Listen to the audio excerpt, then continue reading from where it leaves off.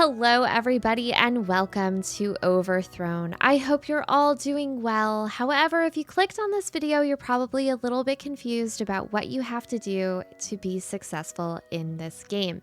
The first thing I want to address is crops. Now, originally, you were only able to plant crops at a lower elevation, such as where the grass is bright green and the oak trees are instead of the fir trees. But they have changed it so now you can grow crops anywhere, which is super, super handy dandy. That should no longer be an issue coming forward. However, I do still get people saying that their crops are not growing. So the next thing I want to address is how you plant your crops. It is a two-stage process. And the first part of that stage is going into your build menu, getting out your crop, whatever one you're trying to plant. We're going to go ahead and go with the farmland crop. We're going to go ahead and build out a crop by holding left click and dragging while walking away. The next step to this is actually opening up our equipment by hitting tab, going to our seed bag, and we're going to go ahead and right click. If we right click, we can plant in a 3-wide cone. Now that our crops are planted, it's going to take an entire season for those to be fully grown and harvestable.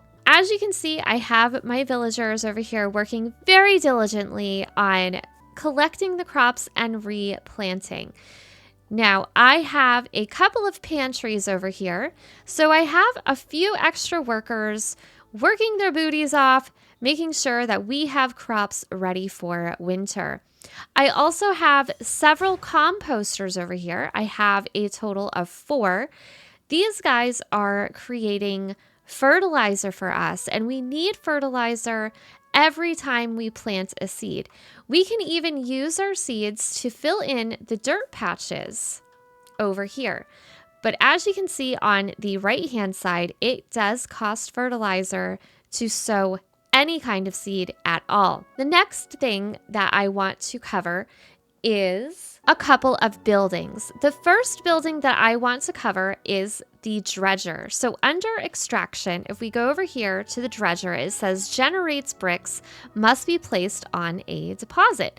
Now it doesn't tell you what kind of deposit it needs to be placed on. However, if we go out to the map and we zoom out just a little bit, and also quick tip, while you're in the map menu, it moves kind of slow, but if you hold the run button, for me it is shift as I am on PC. I hold shift, I go much faster. So now I can zoom around the map. While you're in the map menu, you want to look for these deposits. Now I have a couple of buildings over here, so you can't quite see. However, you can make out that there is little bits of ore here. How I set my buildings up is I make sure when I put my dredger down, I have extra ore on the other side. I don't want to cover the entire ore location because our dredger is not the only thing that requires ore. Our mine also requires it. So I like to make sure that I have plenty of space to put these two buildings together. That way they can share the same ore deposit and I don't have to search around the entire map for even more ore deposits and then have to set up another separate base. Now, the other thing I do want to talk about when it comes to setting these bases up, if your ore is further away from your main camp than say right here, it is a pretty good idea to go ahead and put down a couple of houses, a couple of outhouses, and then all of your industrial type buildings. So over here, I have my dredger, I have my mine, I have my blast furnace, I have my smithy, and I have my powder mill, as well as my charcoal kiln, which is this guy right here. So everything is getting produced right here in this section. The reason I did this is because in the game description, it does mention that if you build your industrial buildings too close to your main village, that it will cause the land to become barren.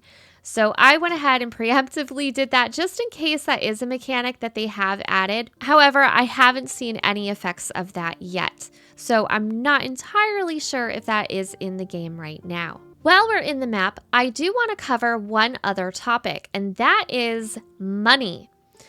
How do you pay your troops? Well, there's a couple of different ways to get money in this game, and one of them is by defeating the enemies that spawn at the enemy camps. When you defeat these guys, they drop coins. Well, they have a chance to drop coins. They also have a chance to drop gunpowder. Those coins are then used in your population menu by hitting H. You can see that you can control how much you are taxing your citizens. So right now I have it set to very low, which is fine because I do get raided quite often and, well, at the end of every season. And I also go out on adventures and defeat the enemies that spawn at the camps. So I make sure I always have coins.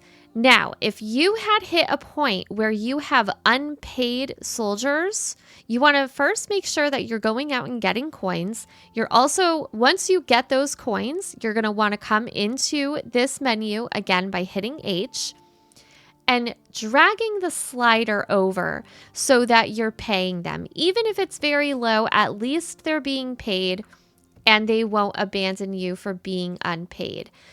The next topic is happiness. You can keep your villagers happy with these guys. It is called an ale house. Now, each of these food buildings will provide service to a total of 15 people. So if you have more than 15 people in your village, you are going to need at least 2 of each type of building. Now, I have 2 butcheries, 2 soup kitchens. I have 4 storehouses just to make sure I have enough space to hold all the stuff and things. Right now, I only have 1 bakery, but I do have a total of 4 ale houses. And that is just to be preemptively ahead of the game. As you can see, I have 48 villagers that are living in my town right now. Now, for the ale house, these guys require herb and grain. So you want to make sure that you are growing a ton of grain because grain is also used by the mill up there, which is then used in the bakery. So make sure you're planting plenty of wheat. As you can see in the top right-hand corner, we have a couple of icons, a brain with what looks like a crack in it, and that's at 0%. So if your villagers are getting stressed out, make sure you're putting down ale houses for them. That's going to keep them happy, which is why my villagers are in pretty good spirits, even if I have insufficient housing. Now, the insufficient housing issue, that is caused by buildings that are too far away from your main base. Now, if you remember, I have a couple of buildings set pretty far away where this mine is, which is why they haven't been built yet. I don't have any housing over here. I don't have any outhouses over here. So I don't need these guys to be here. I'm going to go ahead, run over there and demolish them because I don't need them. However, if it was in a location that I was going to actually utilize, I would want to make sure that I have a couple of houses and I have a couple of outhouses. Now remember, your houses can house up to 3 people and your outhouse will be able to service 5 people.